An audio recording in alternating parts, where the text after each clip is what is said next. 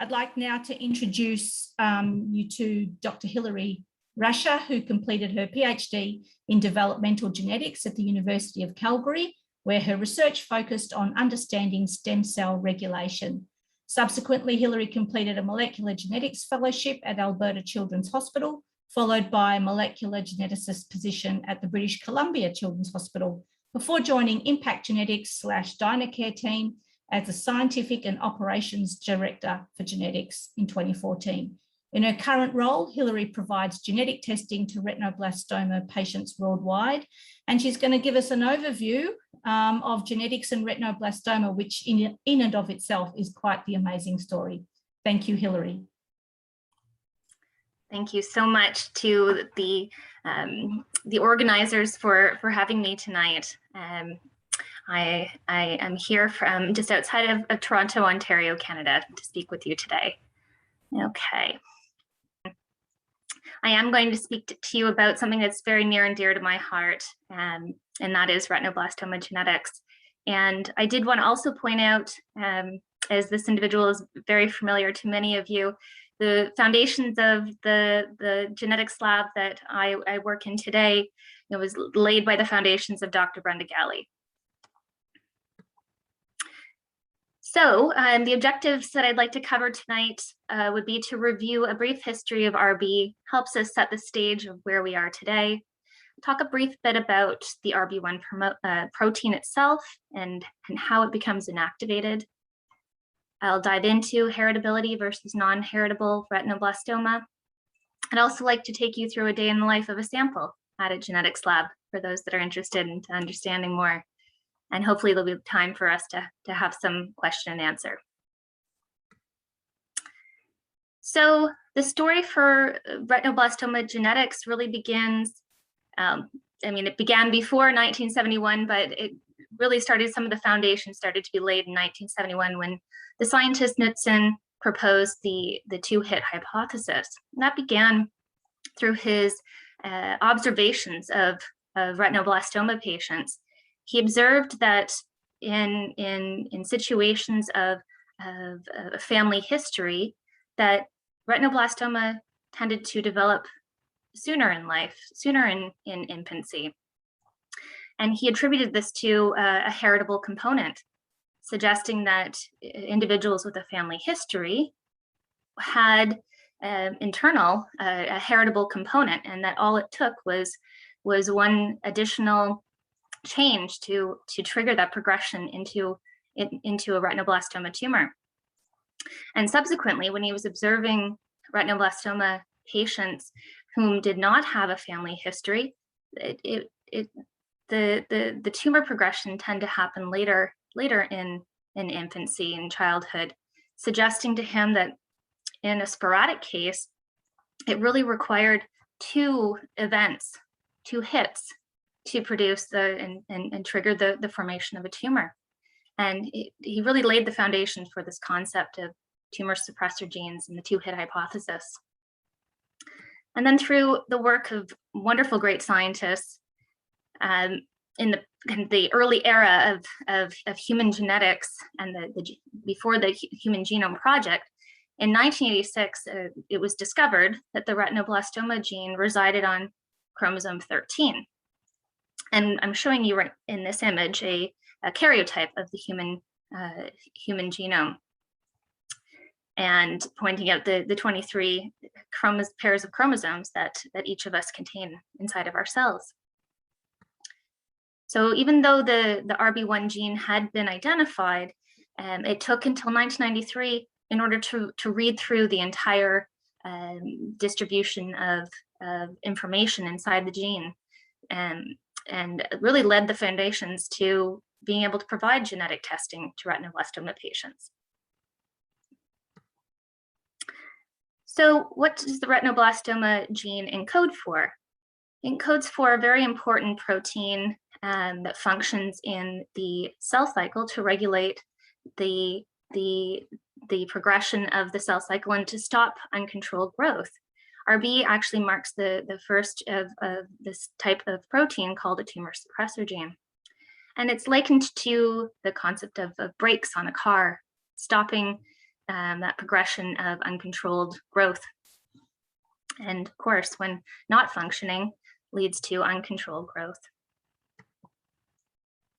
This is a very busy slide, but I wanted to help illustrate that the retinoblastoma gene, which is distributed across 27 exons, there are many ways that the RB1 gene can be altered.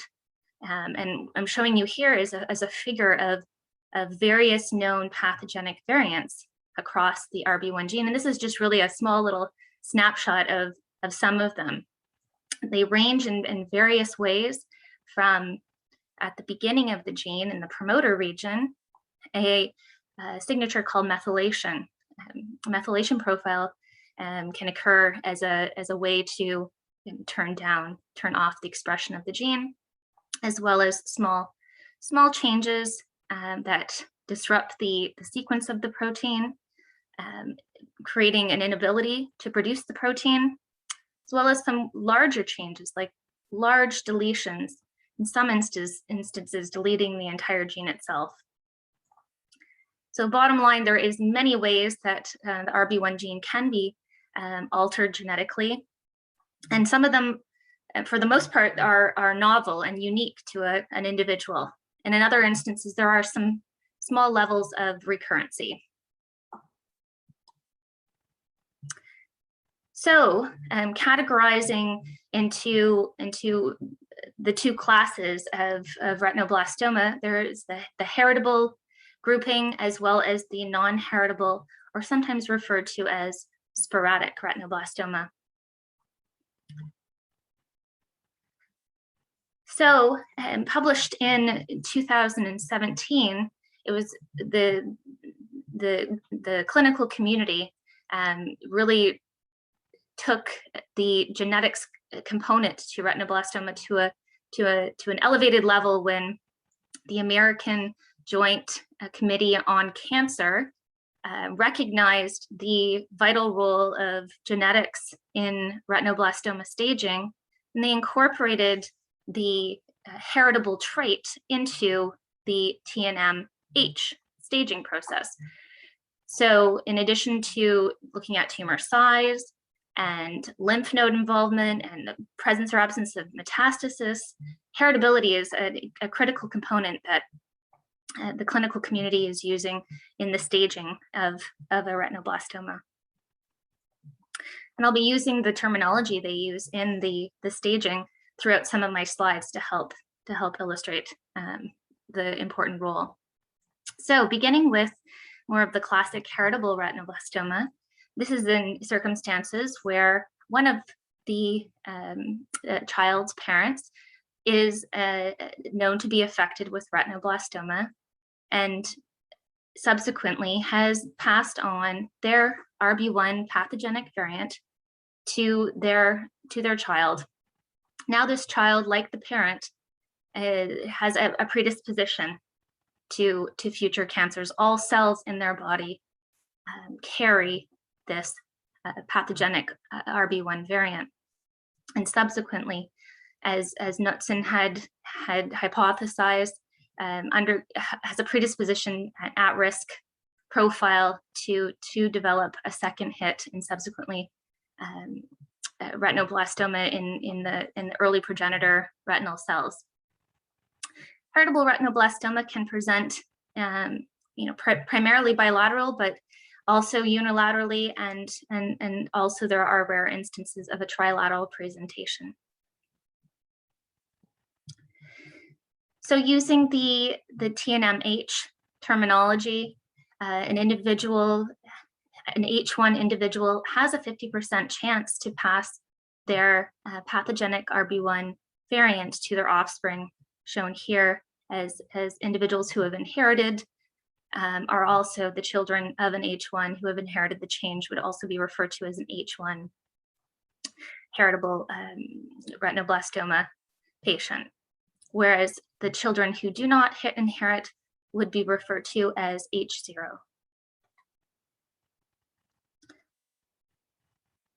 And this is illustrating that point again. In the circumstances of a familial heritable retinoblastoma, the affected parent contributes either the sperm or egg that carries the RB1 pathogenic variant to their offspring, and that child would develop with heterozygous RB1 pathogenic change. Now, heritable retinoblastoma doesn't always come in this form. It could also be a new germline change.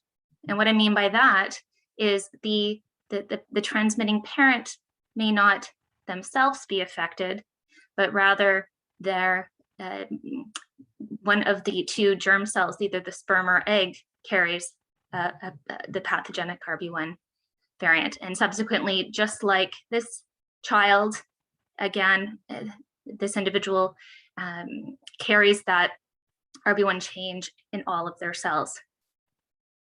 Another type of heritable retinoblastoma, but is non-familial, is in circumstances where that pathogenic change actually occurs during embryogenesis. After the cells have started dividing and forming the embryo, the RB1 pathogenic variant, pathogenic variant event occurs in a proportion of the cells. And subsequently, this child does not, across all cells in their body, does not carry the RB1 variant everywhere, only in the proportion of cells that were affected during that embryological stage. So what does this mean to second cancer risks for individuals with H1 or hereditary retinoblastoma? For instances of familial, all individuals who carry the RB1 pathogenic variant are at risk for second cancers, as is the case for a new germline example. However, in the case of a non-familial mosaic, in this circumstance, it's believed to be that these individuals will have a reduced risk, and it's dependent on when that event occurred during embryogenesis and the proportion of cells that carry the RB1 pathogenic change. So exiting the heritable retinoblastoma topic and moving into the non-heritable form, in this circumstance, the presentation is always unilateral, and the pathogenic variants occur only within the tumor themselves. So going back to Knudsen's two-hit hypothesis, in these individuals, if you looked within the cells outside of their retinal progenitor cells, you would see two functional copies of RB1. Inside of the retinoblastoma tumor, you will see that both copies of the RB1 gene have been altered. This is the most predominant form of non-heritable retinoblastoma, but there's also a small fraction of non-heritable retinoblastoma where the tumor itself doesn't actually contain any alterations to the RB1 gene. The RB1 gene is fully functional. However, the retinoblastoma has developed as a result of a different genetic change, and that's within the MYC oncogene, not a tumor suppressor. And this type of change leads to an amplification, many copies of the MYC gene. In these retinoblastoma, non-heritable retinoblastoma individuals, the look of the cells under a microscope in a pathology setting is quite distinct from an RB1 altered non-heritable retinoblastoma. So there is some distinct changes. As well, MYC amplificated retinoblastoma typically has a very early onset, happening very early in infancy. I was able to see some of the questions that some of the meeting participants had, and one that related to the topic of retinoblastoma genetics was a very good question, asking about whether there are mutation-specific treatment options, and associated with that, any follow-up risk assessments, and how does an individual's specific mutation predict health outcomes? So this is a great question. I know in the genetics community as a whole, there's a lot of interesting work happening. One that comes to mind is in the cystic fibrosis world, where there are very, very specific treatment plans that are based around a specific pathogenic variant. In retinoblastoma, I'm not aware of very specific treatment options specific to the genetic presentation. However, I did want to touch in on this second point, the follow-up risk assessment, because there certainly is adjustments made depending on the circumstance of your genetics history. And one of them that I think is an interesting presentation to illustrate that point is the concept of incomplete penetrance, and another feature that I'll discuss briefly after. So for the most part, when thinking about retinoblastoma, and especially in the case of heritable retinoblastoma, the type of pathogenic change you have is often considered to be complete penetrance. So everybody who inherits that pathogenic change will develop retinoblastoma. However, and that happens in about 90% of the cases of heritable retinoblastoma. However, in 10% or a smaller fraction, there's proven incomplete penetrance, where individuals whom have inherited the pathogenic change do not develop any form of retinoblastoma. In some instances, they never develop any second cancers either. This term is often referred to as an incomplete penetrance. And I think this illustrates quite well in this this pedigree published by Klutz et al. in 2002, showing quite a large family. You can see that there are individuals who are shaded in black. This represents an affected individual with either unilateral or bilateral retinoblastoma. And then you'll see a lot of circles and squares that are white, indicating no disease. They've also illustrated the genotype of the individuals, and in all instances where you see the letters MT standing for the retinoblastoma mutation, you can see all the locations where the familial RB1 pathogenic variant was identified by genetic testing. You'll also see there's a lot of individuals who carry the mutation and do not, they're not colored in black, suggesting that they're unaffected. And they travel across many generations. And another interesting phenomenon that's occurring in this family, as well as others that show evidence of incomplete penetrance, is you'll notice in this family, when the mutation is transmitted from mom, subsequent children are not affected. However, in instances where the father transmitted the allele, you'll see evidence of disease. And this is tying in the second part of my title here, the parent of origin effect. A very interesting pattern of inheritance that is believed to be linked to the concept of imprinting that is associated with the retinoblastoma gene, a different way of expression, whether it's paternal or maternal allele. So hopefully for the individual who asked that question, I hope this gave you a little bit more information. Another question that came from the RB community was an ask for, how to examine the examination process for mutation. They also were looking for whether an explanation for how does the deletion mutation interact with other genes. I hope to be able to address this question with the next series of slides that I have, tackling what exactly happens to a patient sample when it enters in a genetics lab. So the very first step of genetic testing that occurs, and these are some photos that graciously my team allowed me to take, begins with a DNA extraction. We need to get the important genetic information out of the sample, and that takes place at a high level. Essentially, the sample itself is disrupted, breaking up the cellular components, in order to gain access to the important nucleus that contains the genomic DNA. And that's done through a series of lysis steps and precipitation steps and cleaning steps, ultimately leading to a pure DNA product.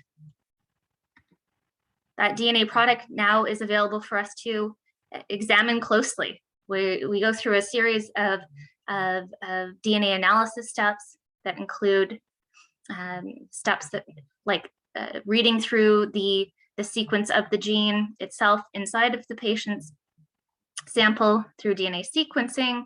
And this is what Beat is illustrating here.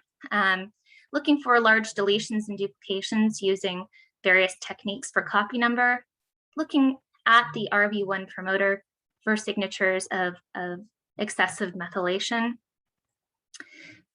looking deeply at some recurrent CPG hotspot sites to see if we can see any very low-level mosaicism. And also, as I described, the rarer form of non-heritable retinoblastoma, looking for McCann amplification. And all this, it plays in a very important role in various ways to allow for family planning, etc. But also, it's very important for the management of unaffected children and the management screening process for retinoblastoma families.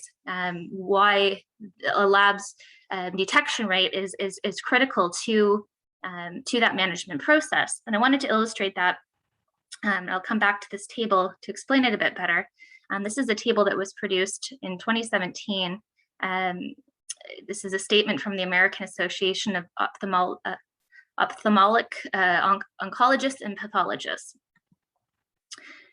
And in order to explain how that risk is the risk management occurs and how that's related to the clinical sensitivity and detection rate from a genetics lab, I wanted to just illustrate a couple of examples of detection rate and how that detection rate impacts that ultimate residual germline risk. So I'll give two examples here of in a circumstance where the genetics lab has a detection rate of 80%, meaning that it's able to find 80% of the pathogenic variants, leaving 20% not detected. When you take that information in the context of a unilateral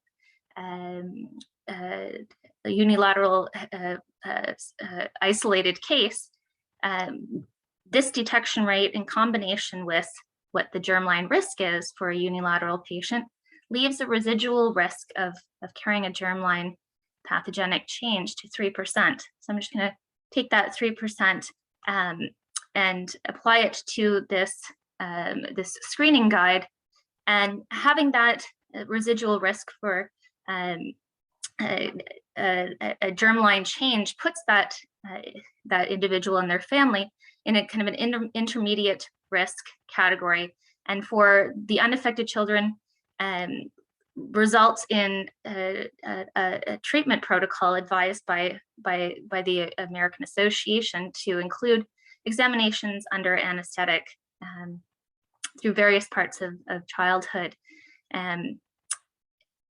Going back to this table, in a circumstance where the lab's detection rate is much higher, the risk of missing a pathogenic change drops that residual germline risk to less than 1%.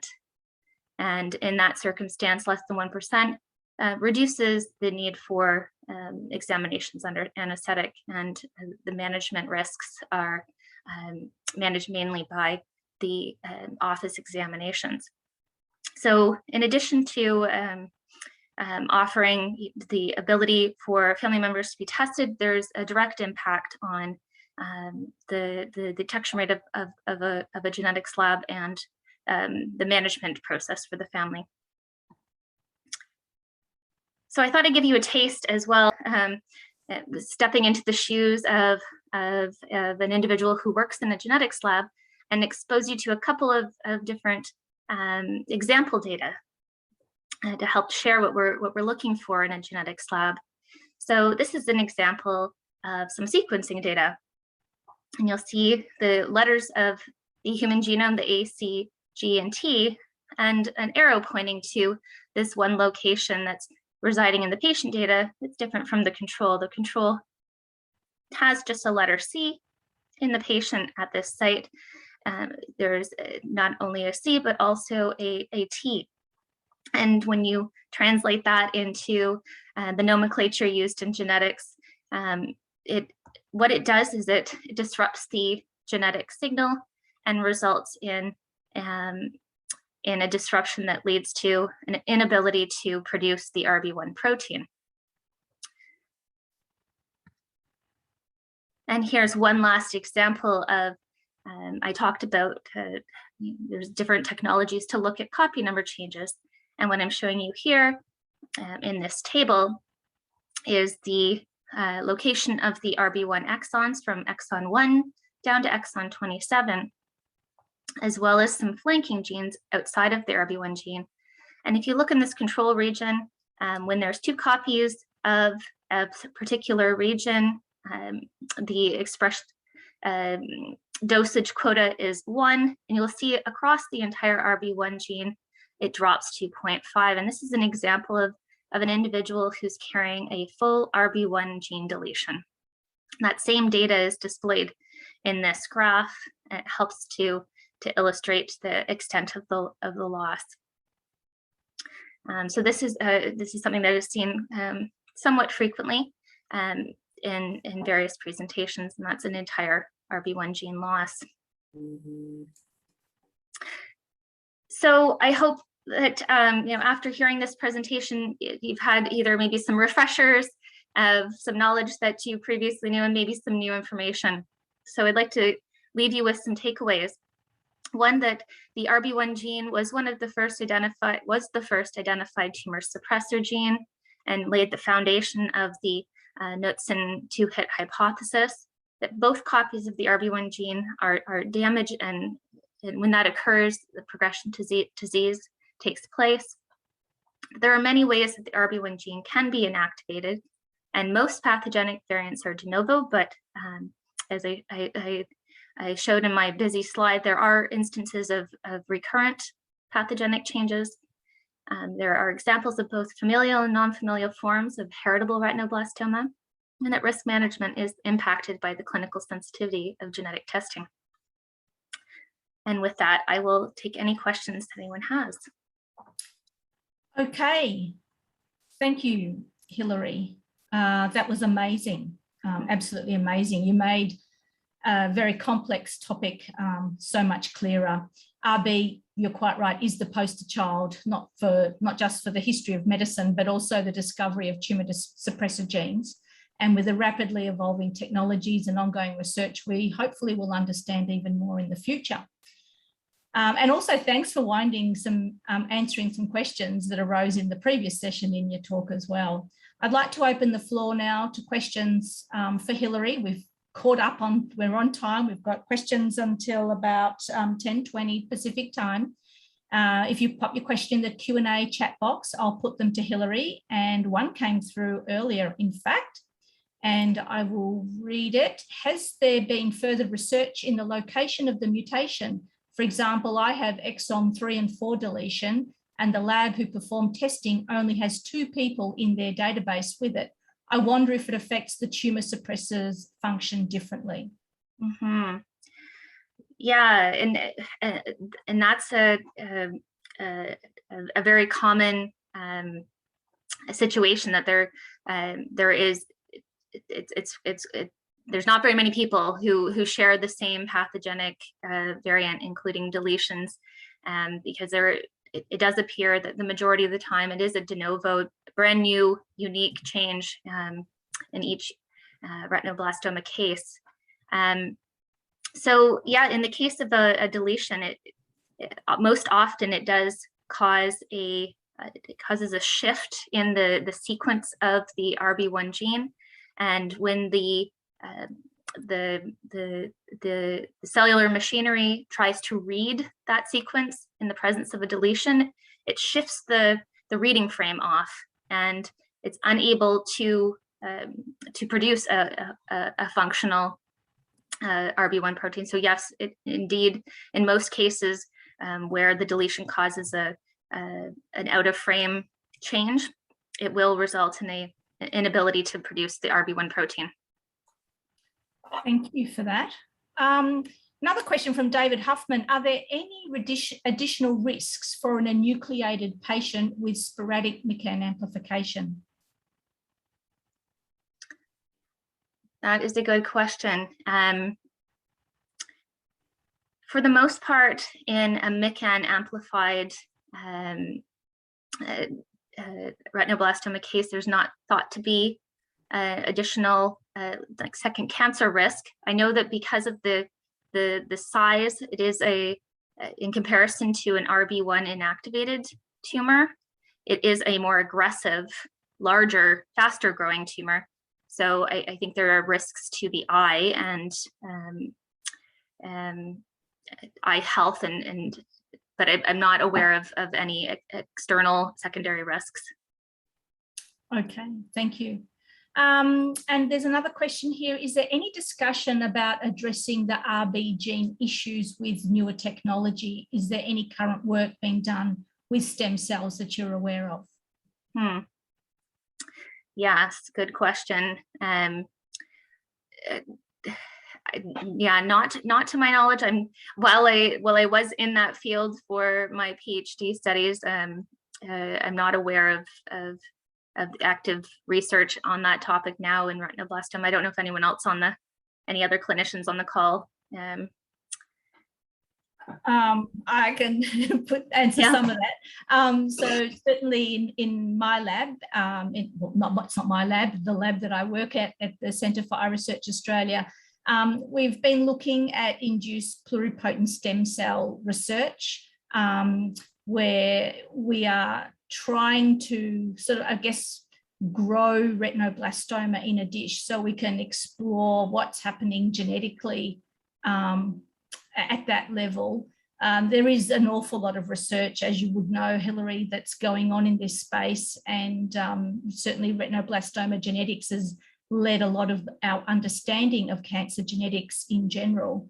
The space is moving so quickly. I think the technology is evolving very rapidly, and there's almost no point producing a book because by the time it gets published, it's all different again. But, you know, as clinicians and as scientists, I think it is really difficult to keep up with what everybody is doing all around the world. But I'd like to think that, you know, the world's just that little bit smaller with technology, and we can collaborate. And it's certainly in forums like this where clinicians around the world can connect with each other and, I guess, work together more collaboratively to try and answer some of these questions. And looks like there's another question there.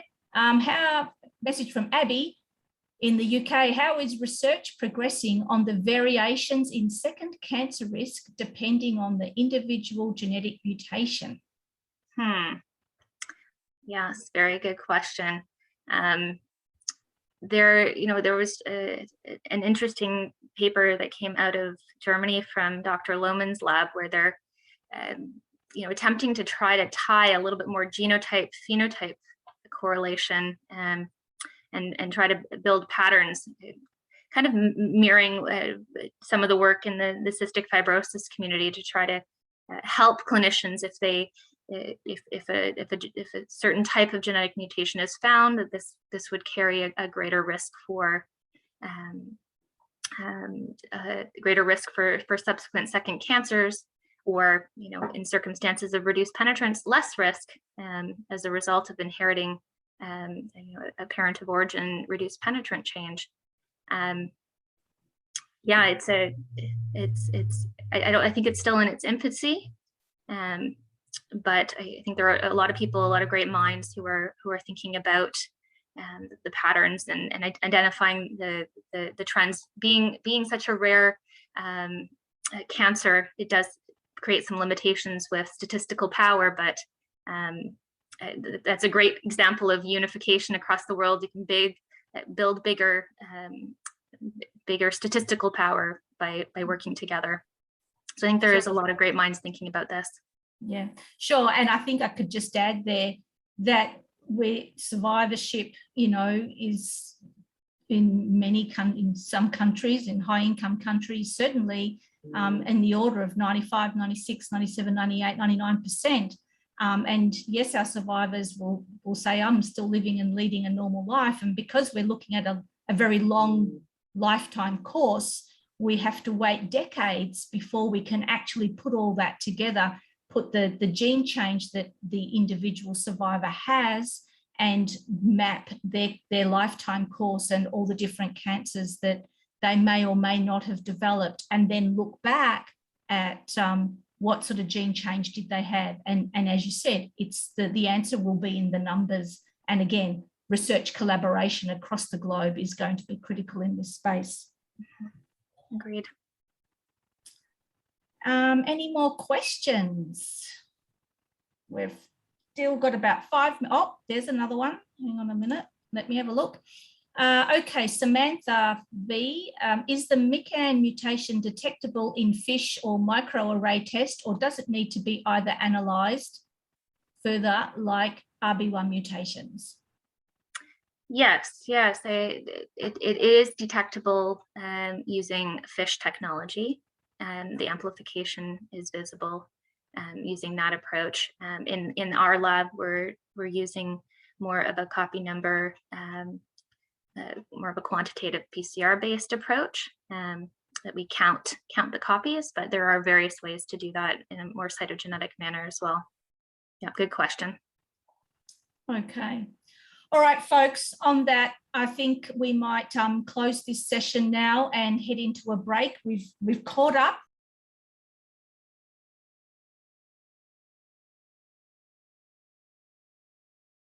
Grab a quick drink and we'll reconvene at 6:20 Pacific time for whatever time that is, wherever you are in the world. And we'll see you in about 10:15. I think Bye. we can go. Sorry, 6:30. I think we could go 10. Yes, 6:30. Great. We reconvene at 6:30. My apologies. Mm-hmm. Thanks, everyone. See you soon. Bye-bye.